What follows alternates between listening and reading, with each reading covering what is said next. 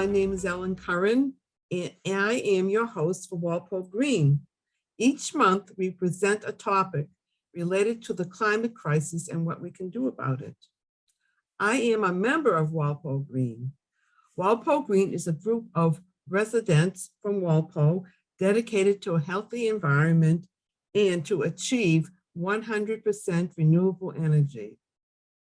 We believe in protecting our natural resources and address the climate crisis in Walpole, the state, our country, and the world.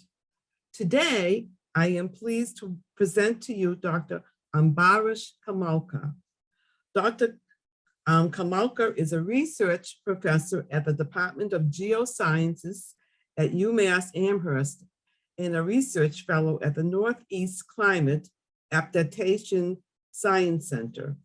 The main focus of Ambarish's current research is using observations and climate models to understand climate change in the Northeast US and its impacts on hydrological and ecological systems in the region. He will talk about his recent study that describes why New England is experiencing exceptional warming and how climate change is likely to affect the region in the future. As the lead author of the study, Dr. Kamalka will speak about the science behind climate change and the methodology used to predict its impact at a regional level.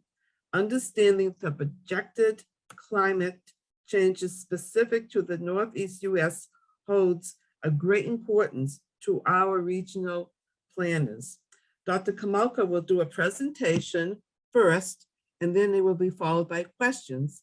Well, welcome, Dr. Kamalka, and we are ready for your presentation. Thank you so much, Ellen, and thank you for having me. I'm really excited to talk about climate change. So let me share my screen.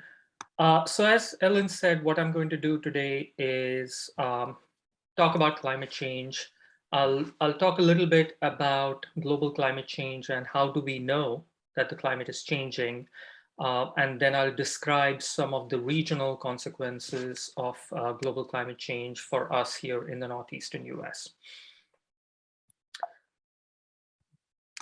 So, I usually start these presentations showing this graph of global warming. What you're seeing here is how global mean temperature has changed over the last roughly around 170 years. And as you can see, there is a clear trend towards increasing temperatures. Now, this graph is based on, it's a compilation of hundreds of thousands of thermometers that are spread across the globe. And what scientists do is scientists collect that information from different thermometers and then come up with a picture of how global average temperature is changing.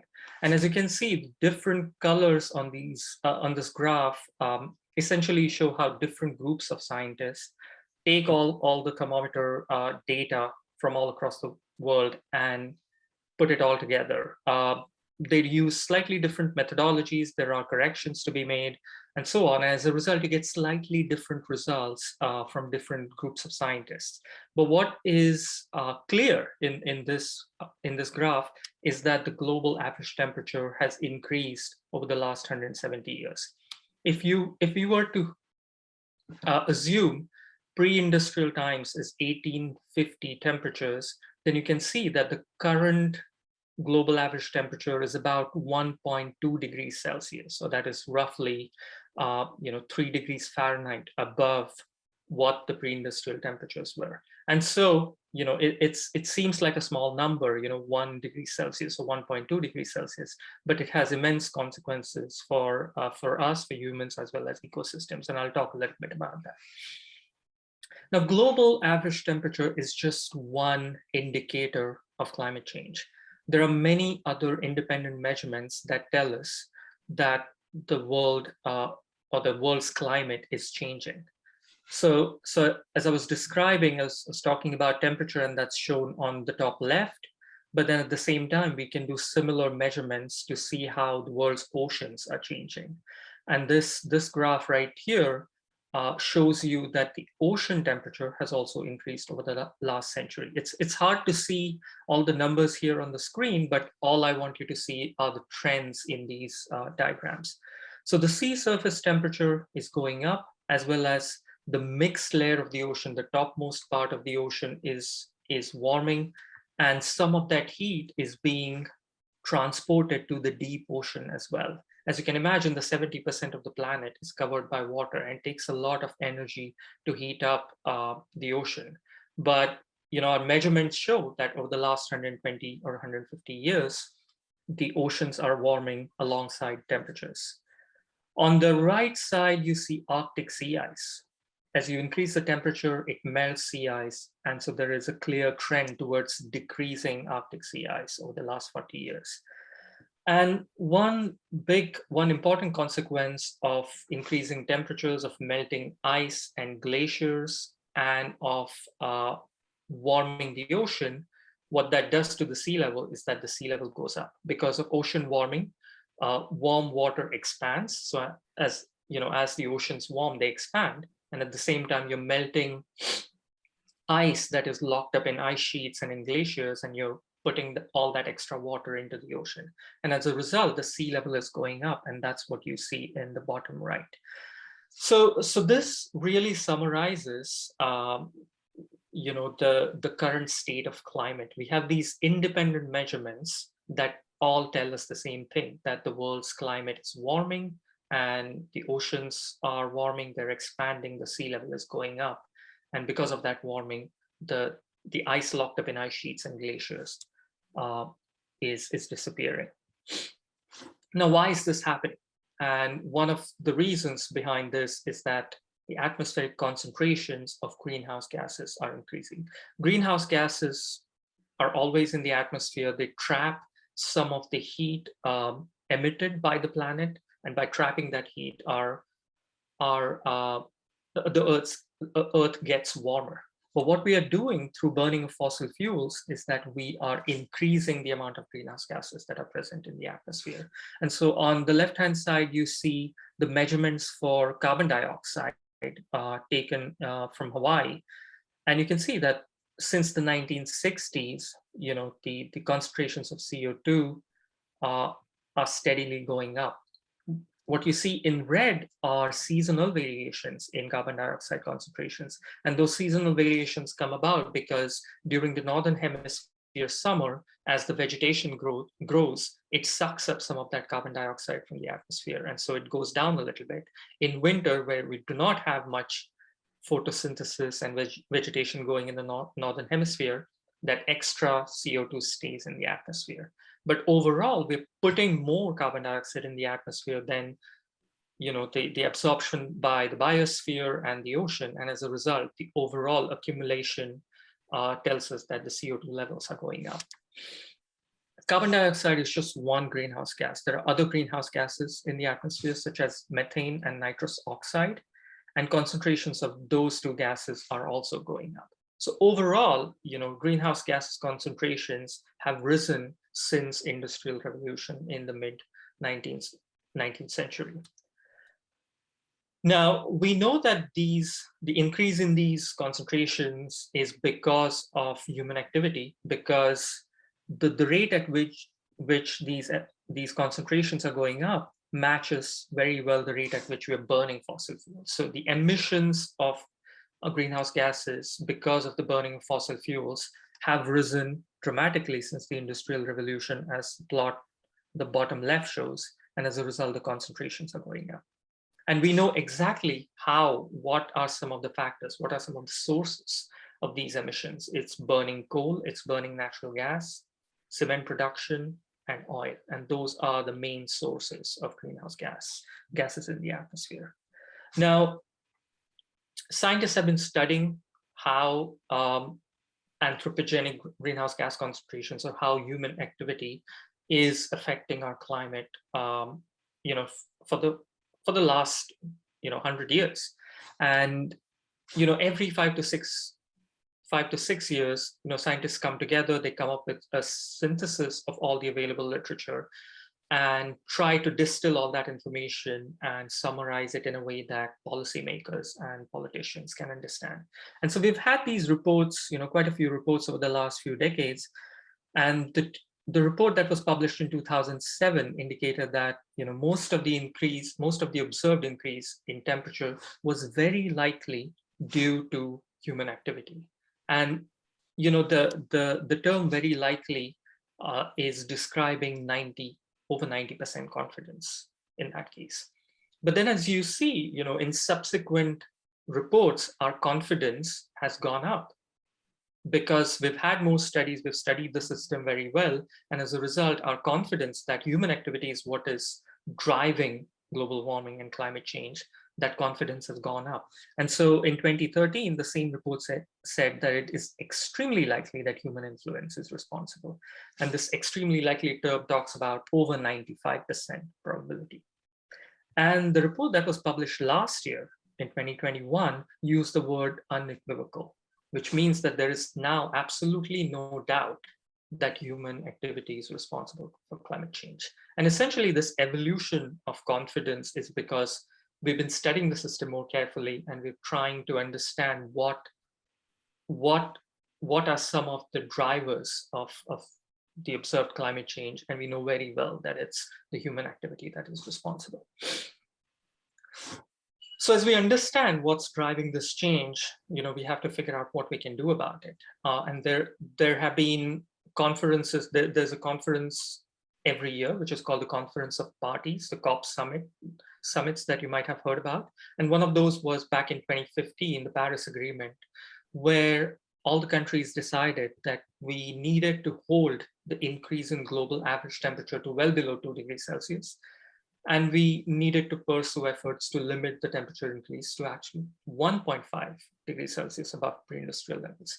And if you remember earlier, I mentioned that the global average temperature has risen by about 1.2 degrees Celsius so far. And so we have about another degree Celsius that we can afford, in terms of future temperature rise. But those are some of the numbers that were put forward. And I want to put those numbers in context because those numbers seem pretty small, but it's important to realize why those numbers are important. And to be able to do that, what we can do is we can look at Earth's climate history and see how temperature fluctuations have changed the geography and the climate in the past. And so what I'm showing here in red is essentially the reconstruction of past temperatures over the last 400,000 years based on ice cores that we retrieved from Antarctica. These ice cores, the ice in Antarctica has been accumulating over hundreds of thousands of years. And so by retrieving that ice and the material that is locked up in that ice, we can reconstruct the past temperatures as well as composition of the atmosphere. And what this graph shows you, the present day is on the right-hand side and 400,000 years ago is on the left-hand side here. And what it shows you is that Earth's climate has varied in the past. Sometimes we've had warmer periods like we're experiencing right now, and sometimes we have really cold periods. And the difference between warmer overall climate on Earth and colder overall climate on Earth, the difference there is only about 4 to 5 degrees Celsius. And so when the Earth was in one of those glacial conditions about 20,000 years ago, there was a massive ice sheet where we are today in Massachusetts. There was about 2 kilometer, 1.5 mile thick ice where we are today.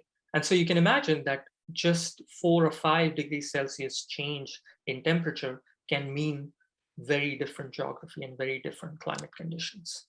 We can also look at what the carbon dioxide has done over those 400,000 years.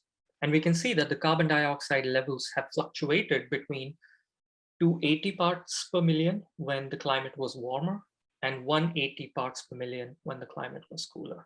And the variation, between 180 and 280 took, few tenths to 100,000 years. So those fluctuations were fairly slow. Whereas in the last 150 years, we've gone from about 280 parts per million to over 410 parts per million CO2 concentrations. And so you can imagine that, we are changing the climate so fast that we are getting into a situation which has not been experienced by the Earth for over, few 100,000 years. Over the same time period, you can see that the sea level has fluctuated by about 100 meters. So during the last glacial period, when it was really cold, the sea level was 100 meters below the current levels. And so these fluctuations in sea level can mean, very different things. So at present, I'm just showing you a map of Florida right here. You can all easily recognize that map. But during the last interglacial, when it was warmer, slightly warmer than it is today, maybe a couple of degrees warmer than it is today, much of the southern Florida was underwater. And that's because when you have warm conditions, you're melting all the ice that is locked up in Greenland and Antarctica, and then you're putting that in the ocean. As a result, sea level goes up and it submerges coastal areas. And so that's really what we are concerned about, that some of these changes can happen over many centuries. Some changes happen over a few decades. And these changes are irreversible because, again, evaporating all this water and locking up in ice can take a very long time. And that's why we are concerned about climate change, because the rate of change is quite substantial compared to the Earth's climate history. Another reason to worry about changes in temperature over land is because when you're thinking about global average temperature change, global warming of 1.5 degrees Celsius or 2 degrees Celsius, you're typically averaging out warming over land as well as over the oceans. But intuitively you understand that it takes a lot more energy to heat up the oceans. And as a result, typically when you're talking about average warming, it warms more over land than the oceans. So even though we have experienced 1.2 degrees Celsius increase in global average temperature, land regions have already warmed more than 1.2 degrees Celsius, and oceans have warmed relatively less. And as a result, the average is about 1.2. But we live over land, and as a result, we experience a lot more warming. And that's another concern that we need to be thinking about. So I co-authored a study back in 2017 looking at the regional consequences of these Paris temperature targets. So if the world was going to warm by about 1.5 to 2 degrees Celsius, then what does that mean for us here in the Northeast? And we calculated changes in temperature, projected changes in temperature in the future when the globe warms by 1.25 degrees Celsius and 2 degrees Celsius. And what we found was that, one, the northeastern US is one of the fastest warming regions when you compare it to the other parts of the continental US. And two, when the globe reaches 2 degrees Celsius, the Northeast would warm by about 3 degrees Celsius. So in terms of global climate action, if we were to be successful in meeting Paris temperature targets, if we were to be successful in limiting the global rise in temperature to 2 degrees Celsius, we would still experience about 3 degrees Celsius warming in the northeastern US. And so that means, impacts on humans and ecosystems in the region that we need to adapt for. In more recent work, we were trying to understand why there is that enhanced warming in the region. And I'm showing you on the left-hand side, I'm showing you the map of how the continental US has warmed over the last 120 years. And what you find is that the warming is not spatially uniform. And what I mean by that is if you just focus on the northeastern US, you see that the coastal regions, including Massachusetts, have warmed a lot more than the interior parts of the northeastern US. And in our recent work, we show that that has something to do with what's happening in the ocean in the North Atlantic. The ocean circulation is changing, and as a result, the ocean region adjacent to the northeastern US, the Gulf of Maine, is warming at a faster rate. And there are changes in the atmospheric circulation that bring in that extra heat to the coastal parts of the northeastern US, nudging the warming trend upwards. So we will be looking a lot more into how, whether these changes that we observe right now are going to continue in the future and what that means for impacts on the system.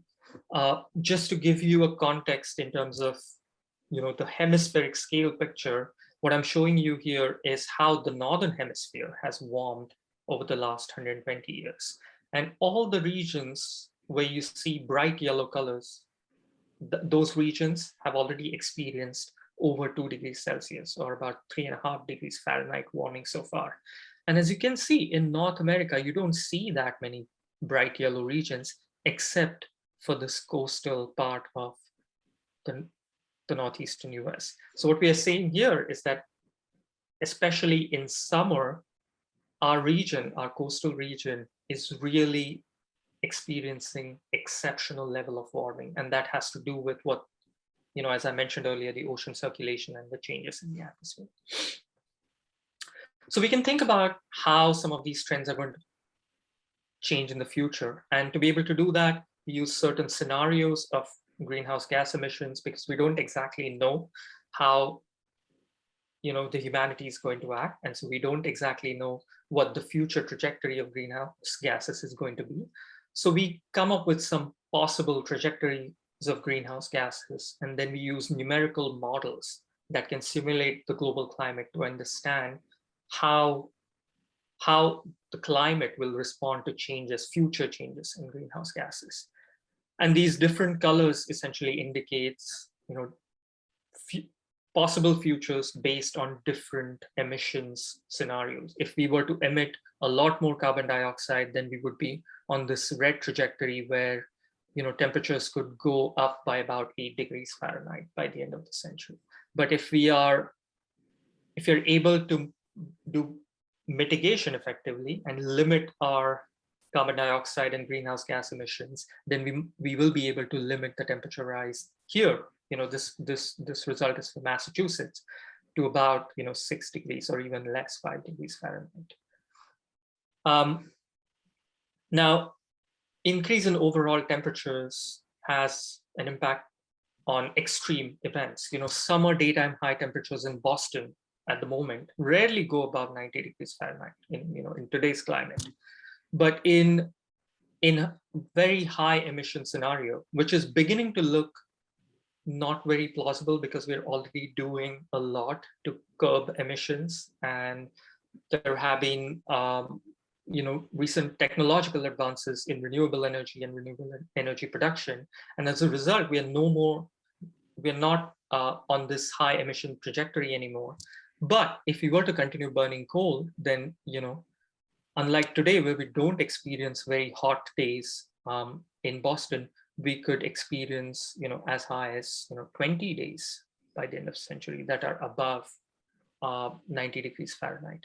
So if we continue to burn fossil fuels, we are going to experience more heat waves. I think that's a very direct consequence of climate change, that the extreme heat begins to go up as we continue to warm the planet.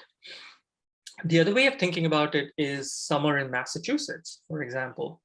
By the end of this century, could feel like present-day typical summer in South Carolina. So, these are what we call migrating climates. So at the moment, we are right here, but summer by the end of the century could feel like the summer in South Carolina.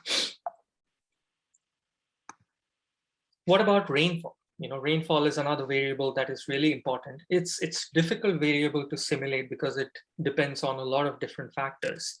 But what we've seen based on observations is that the regional rainfall has increased over the last 120 years. And much of that increase has come in the form of extreme precipitation. So when it rains, it pours. And if you compare the northeastern US compared to other parts of the continental US, you see that the extreme precipitation has increased the most in the northeastern US.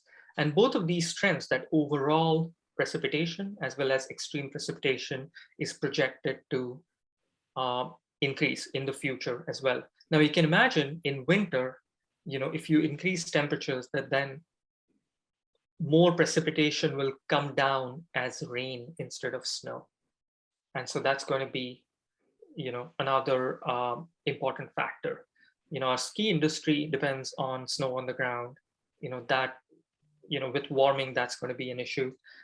Flooding is an issue. It's problematic for species that are dependent on snow cover on the ground. They're dependent on snow thickness as well as snow extent on the ground throughout the winter. And as that disappears, those species will have to migrate northward. Oops, sorry. And then the final thing I wanted to mention was sea level rise, right? The sea levels are going up worldwide, and we have experienced about 1 foot of sea level increase around Boston as well. One consequence of that is that even though it feels small, 1 foot of sea level rise, it can have huge impacts during high tides or storm surges. We're already beginning to see these sunny day flooding events all along the coast of the eastern seaboard. And that's just because the sea level has gone up, and when there is high tide, it pushes that water in. Or when there is a strong storm, it pushes that water in. And we pretty much see that whenever there is a nor'easter these days. And these are just pictures from nor'easters that we experienced back in 2018. There were 4 nor'easters hitting the coast of Massachusetts. And the bottom left picture essentially shows you the scene from Boston, I guess. I think this is right next to the aquarium in Boston. And then the bottom right picture shows you the situation in Situate, Mass. And if you look at the news, pretty much every winter when there is a big storm that can bring in water inside, the coastal areas flood, and that's going to be an issue going forward. So what can we do about it? And I just want to end on this one slide here. I quite like the way Dr. John Holton, who was Barack Obama's science advisor, puts it. We essentially have 3 options: mitigation, and that means reducing greenhouse gas concentrations in the atmosphere or reducing the emissions of greenhouse gases; adaptation, that means making our cities and towns more resilient to changes that are underway; and the suffering. And I think we are doing a mix of all of these 3 factors. But I think our goal going forward is to minimize suffering. And so we need to do a lot of mitigation and a lot of adaptation. We need to do enough mitigation to avoid unimaginable climate change and enough adaptation to manage unavoidable climate change. And adaptation is quite important because these changes are already underway. Even if we take really good action on a global scale, we will still continue to feel the impacts of climate change. And so we'll have to continue to find ways to adapt to that change.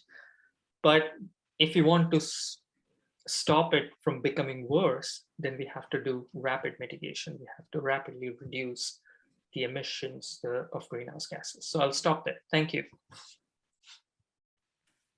Okay, thank you so much for that knowledgeable, wonderful, full of fact presentation. I really appreciate it. So what I got out of it was that, I guess I was looking at the whole map of the country, and I know that California looks like its increase of rain is a lot less than New England. So while we're getting these storms, California has probably not enough water, and therefore they're getting these, the forest fires that they've been, that's been famous throughout the world, or infamous, I probably should say. So it's interesting. That was interesting in itself, and the fact that even though it takes a lot longer to heat up water because there's so much of it, even a little bit counts. And then we have to look at what's happening on land, and it's the heat. The heat has just been increasing every year, and even I think we can personally feel it. We don't have to look at stats in a sense, Right. but we're experiencing that right now. So thank you. That was wonderful. So now I have some questions. I'll Sure. put my glasses on for this. So you work in the Northeast Regional Climate Adaptation Science Center. How is the center able to monitor and model climate change effects for New England and Massachusetts? Right. So the Northeast Climate Adaptation Science Center is actually a pretty unique place. The idea is that we want to bring in scientists working on different aspects of climate change. And so as a result, there's someone like me there, a climate scientist, but then there are hydrologists, ecologists, we're all in the same room. And the idea is that we talk to each other and we talk to the community working on climate impacts and adaptation. So that is, people working on wildlife conservation in the region, people working on water resource management in the region, to come up with solutions. And so the idea is that we gather data that is, that is assembled by different people. So I work on analyzing observations. I look at thermometer data that is in the region, and I try to understand how climate change is manifesting itself in our region.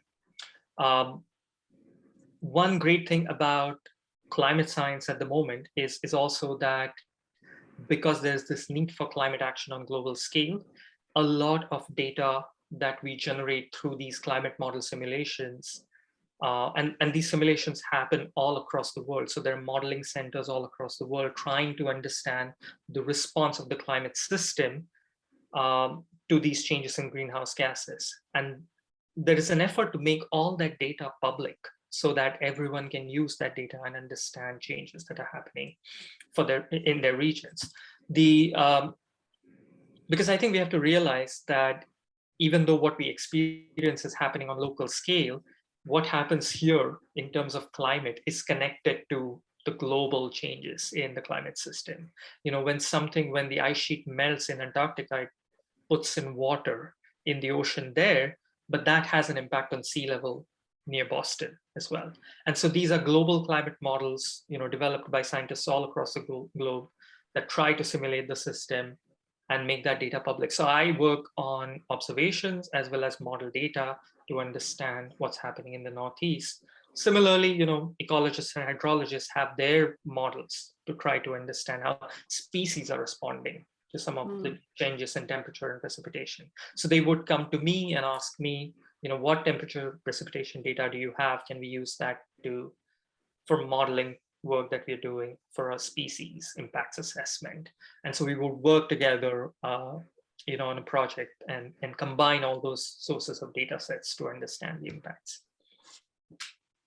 So it sounds like that what I heard was that it's a multidimensional look at what climate change is doing, and you all have your specialties, expertise in different areas, but when you put it together, you can see how it's affecting people, animals, plant life.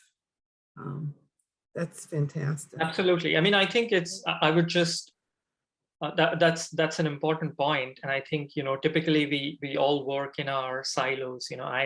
I'm a physical climate scientist, so I tend to focus on climate dynamics. But to be able to make that information accessible to people who want to make decisions, I should be able to talk to people with expertise in different fields. And so I think the Climate Center in that sense it's a great place to work in that sense, because it's bringing in experts from different fields and making them talk to each other. Yeah, I'm sure you're all learning together. Absolutely. Which is nice. Why is keeping the average global temperature change to less than 1.5 to 2 degrees Celsius so critical? Right. So I'd say right away that there is nothing magical about those numbers. So if the global average temperature were to cross 2 degrees Celsius, and if the planet warms by say 2.1 degrees Celsius, the world is not going to end. It's not a tipping point. But during climate negotiations, 2 degrees Celsius number became more popular because one, people thought that it was achievable. That's something, the stopping warming to 2 degrees Celsius is politically, technologically achievable.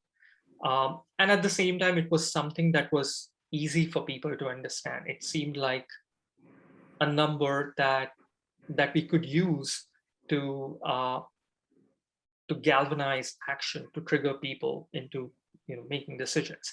But there is nothing magical about 2 degrees Celsius. Every little bit of temperature rise would lead to more and more impacts. So what we need to do is limit the temperature rise to well below 2 degrees Celsius. Now, the 1.5 degrees Celsius number came about because an alliance of small island states said that 2 degrees Celsius, it's still not a good number for us. Because as I mentioned during my presentation, even if we limit temperature rise, the sea level continues to go up slightly. And so small island states said that 2 degrees Celsius would be catastrophic for us. Some of those islands in the Pacific are very low-lying islands. Like, there are quite a few islands in the Pacific that are quite low-lying. And so they are the ones, during these negotiations, they are the ones who pushed for that limit to come down a little bit. And so that phrase was added, that we should make an effort. We should hold the temperature rise to 2 degrees Celsius, but make every effort to limit it to 1.5 degrees Celsius. Well, I'm glad that they were listened to, at least in setting a goal. So is the world going to be able to keep within this threshold? And if not, what would happen? I mean, I'm talking about beyond the 2.1. Sure. I mean, that's a great question. We don't really know the answer to that question. We know where we are heading. So as I said, we've already warmed by about 1.2 degrees Celsius. So we're quite close to that 1.5 degrees Celsius threshold. During these negotiations, what usually happens is all the countries put forward pledges. They say what they are planning to do. So they come up with, we are going to reduce our emissions by such and such value. Now, if you put all those pledges together that the countries have put forward over the last few years, the number that you come to is about 2.7 degrees Celsius or 2.5 degrees Celsius. So even if we take the global ambition into account at the moment, we still cross that 2 degrees Celsius threshold.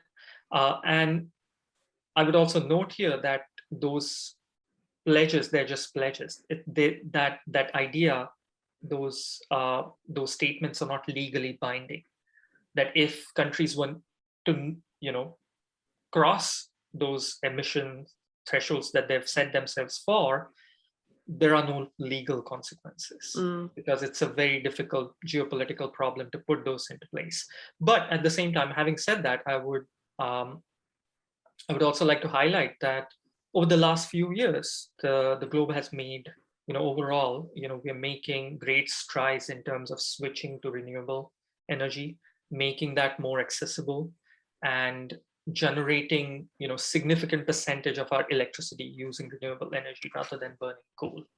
And so as a result, people are hopeful that even though the current trajectories don't look too optimistic, we'll be able to bend that curve going forward and limit the temperature rise to 2 degrees Celsius to 2.5 degrees Celsius. If we were to somehow come up with a technology that can suck greenhouse gases, carbon dioxide from the atmosphere, and sequester it, hide it away somewhere. If we can come up with that technology, then that would help us bring it down to 1.5 degrees Celsius. But so far, that technology is not available at scale. There are smaller plants testing it out.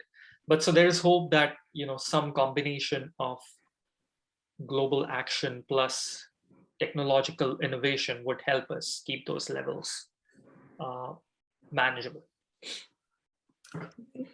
Um, I, this is just something as a result of what you just said. Is it possible, I'm thinking as we progress towards renewable energy, is it possible to bring down the 1.5 Celsius even more? I mean, have less increase in the heat? Is that I mean, possible? it's physically possible. There is no reason the system won't respond if we were to remove greenhouse gases from the atmosphere. It will still take a very long time for the planet to cool. So we are looking at the next, few decades or 100 150 years, but it is possible. But I think what we also have to realize is that, a lot of times I present these projections for the end of this century, right? Which feels like a long time away from now. But you have to realize that the babies born today, the kids who are very They'll be young right now, alive. they are going to be around by Yeah. by the end of this century. And so it's not too far away in that sense. So we have to think about you know what those temperatures targets are going to be. We still think in terms of mitigation, we still think about these targets by the end of this century. But a lot of people argue that we should be thinking beyond that because, as I said, sea level changes fairly slowly. And so if we don't act right now and continue to melt these glaciers, then we are going to experience the impact of that for centuries and not just for the next 80 years. Yeah.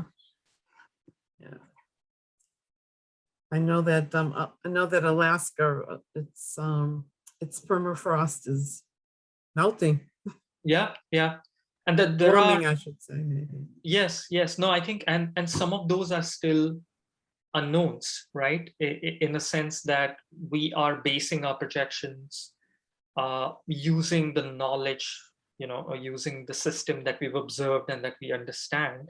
But then there are these factors in the system, such as, permafrost in the high Arctic, that is just beginning to thaw at the moment.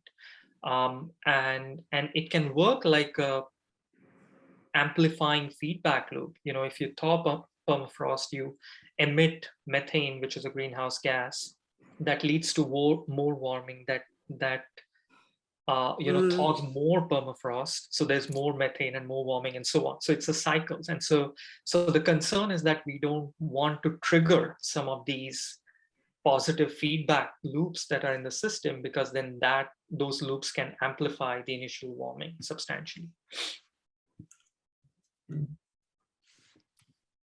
So why is, I know you talked about it in your presentation, but I'm going to ask the question anyhow. Why is the Northeast in Mass seeing a greater impact from climate change than other parts of the US, like warm summers, warmer winters? And how do these impacts affect us? And what are the timeframes of these changes? Right. So there are a number of factors at play. What happens to regional climate depends on regional factor, as well as how the atmospheric and oceanic circulation is changing around us. So, for example, for us here, the upper Midwest, northeastern US, we get a lot of snow. Typically, we get a lot of snow in winter, and that acts as it's a white surface that can reflect off a lot of incoming radiation, right? A lot of energy. And reflecting that energy means that we stay cool in winter here. But now with warming, if you melt all that snow, then more energy is absorbed by the bare soil underneath, and that leads to regional warming. If there is regional warming, again, then that would lead to more melting of that snow. And so there are all of these regional factors that are at play. And so one factor in winter, why we might experience higher warming, And not just northeastern US, you see this pattern in upper Midwest, all across Canada, where there is usually snow cover in winter.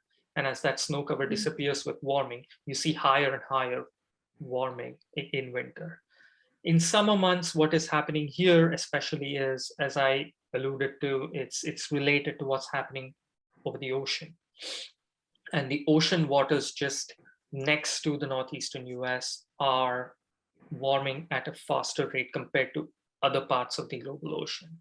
And that has an impact on coastal regions, which is, none of the other regions across the US are affected by that change, but we are affected by that change. So you mentioned, the Southwest US, California, experiencing drought conditions, and that has to do with, they only receive rainfall. They have a rainfall season, unlike here, where it rains all throughout the year. In the Southwest, it rains in winter, and changes in circulation pattern can change where that rain goes. And as a result, you get less rain, you heat up more, and that means you're drying out the soils, and that amplifies the drought conditions in the region. So there are regional differences, and we will need to have different adaptation strategies because of these regional differences. Okay, so can you tell us about some adaptive measures we could create around in this area, in the Walpole area, Massachusetts? I think for our region, we really need to think about extreme rainfall and flooding associated with that rainfall. So I think thinking about, storm water and how it flows and where it can go, I think that that's going to be really important in the future, because we've seen over the last 5-6 decades, we've had many extreme precipitation events, and those events have caused, extensive flood damage. And so I think anything related to extreme events and floods is going to be a huge issue. In winter, as I mentioned, snowpack, the disappearance of snowpack is problematic for our species, for conservation. That's something we'll have to think about. I was just thinking today about what's happening outside, right? Yesterday we had 65-degree weather, and tomorrow there's going to be snow. So there are these huge variations, and animals find that really difficult to adapt to those changes. So I think the main concern right now, people say that, oh, the Earth has experienced climate change in the past as well. And that's true. Earth has experienced substantial changes in climate over its long history.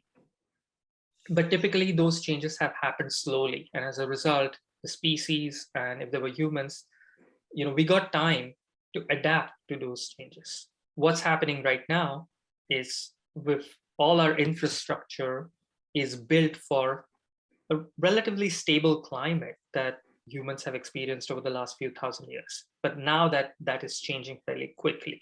And as a result, buildings and the coastal infrastructure, it's all at risk because of those changes. And that's where I think we'll have to think about adaptation very carefully. Absolutely. Let's see. Is the world making progress fast enough to keep within 1.5 or 2 degrees Celsius threshold? Right. I mean, I partially answered that question earlier, when we were talking about 1.5 and 2. I'll just add that I think, even if sometimes we feel like the world as a whole is not making enough progress, I see that there are lots of initiatives at local scale. So people locally, especially in the US, if you're not happy with the action at federal level, you at least see that states like Massachusetts or other Northeast states have plans for mitigation. They have plans to reduce emissions. And so I feel like there is action at local scale that we need to ramp up significantly, Right. and then push our global leaders to make more ambitious changes. So I think you were talking about the Global Warming Solutions Act and the new goal to achieve net zero emissions by 2050. I think we're talking about that. Is that enough? I'm not an expert on that issue. I wouldn't know how to answer that question. But I think, I mean, it's a step. It's a step in the right direction. We need to be setting ambitious goals. I think what Massachusetts, I think, is thinking about is if they look at their emissions, significant percentage of those emissions come from transportation, for example. So at least in the Boston area, if they can think about public transport, making transportation more accessible to people, public transportation, and bringing those emissions associated with transportation down, then that would go a long way in meeting some of those targets. So I don't really know where they are in terms of meeting those targets, but I would say that yes, it's heading in the right directions. I think we just need to scale it all up a bit and try to achieve those targets. Okay. And this is, I think you sort of answered my next question, but I'm just going to say, is there anything else that in Walpole, as residents, that we could do to help speed up, I guess, the Global Warming Act, for example, or I suppose all buy electric cars, I don't know. But. Yeah, I mean, I think all of us can be making certain lifestyle changes that could, reduce our carbon footprint. But there is also a lot of research, that shows that just lifestyle changes are not going to be enough, because we are also constrained by the system around us, right? If I don't have access to public transport, then I have to drive a car to work, So, and I'm going to be, even if I buy an electric car, that electricity has to come from somewhere, right? So I think lifestyle changes are important, but I think what's even more important are those systemic changes that that changes how we live and give us more options, give consumers more options to live more sustainably. I think that's going to be important. So the way I think about it is, yes, we should be making every effort to reduce our own carbon footprints. But one thing we could do as a citizen, as a good citizen, is also talk about it. Famous climate scientist Catherine Hayhoe, this is her main point, that she says what all of us can do is talk about it. We are not talking about climate change yet in a, it's not a topic of conversation when we go to parties. That's right. It's not on top of the list. You're right. It's not. It's not. And so I think, getting people to think about climate change, and getting them to realize that if we vote on these issues, if we push our representatives to make policies that are more sustainable and more climate friendly, then we'll be able to achieve these targets. I don't mean to say that climate change is the only problem we have. There are many other issues that we need to be working on and voting on. But I think climate should be one of those issues that we think when we vote, we think about climate change and whether the person we're voting for is going to be making those climate friendly policies or not. So that would be my answer to that question. Okay, yeah, absolutely. I mean, because climate change, it affects our health, it affects how we live, it affects, the animals. In a sense, we're responsible for the wild animals that live on this earth. It's, growing food, it's absolutely, yeah. It's, I can't think of anything it doesn't affect. Yeah, absolutely. Life, how long are we going to be living, life expectancy. Yes. Thank you so much. you have talking about it.